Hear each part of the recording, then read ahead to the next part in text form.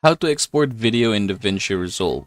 Make sure to watch this video until the end so you don't make any mistakes. Now for us to get this done, what you are going to do is just head over to the deliver page. Say for example, this is a project that I'm working and I'm done with it. You can go ahead and basically click the render here, and then you can either select the entire timeline or basically in and out range. In and out range allows you to select parts which you want to export. Say for example, I'm going to go ahead and export from this point, so I can just go ahead and click the I in order for this part here to be selected. And then say for example, if I want to end here, I can just go ahead and click the O, or you can also just drag this one right here, just like so, in order for you to customize where you want to do it.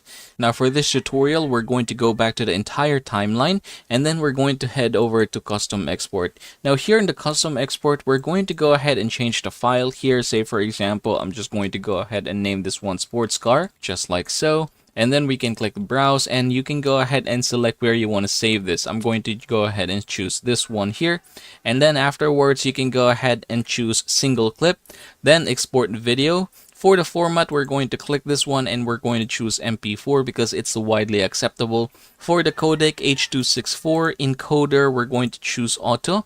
And then down here you have the resolution. I'm just going to go ahead and choose 1080p. So click this one. However, there are other options here that you can choose. Go ahead and choose which one applies to you the best. Now for the frame rate, the one that I'm using is 24 because my video only has 24 frame rate. However, you can definitely move up to 30, which is the most common one. For the quality, I suggest you leave it at best because it is going to choose the best quality available for your video. And yeah, once everything is done, just go ahead and click add to render queue, and now you should be able to see it in here.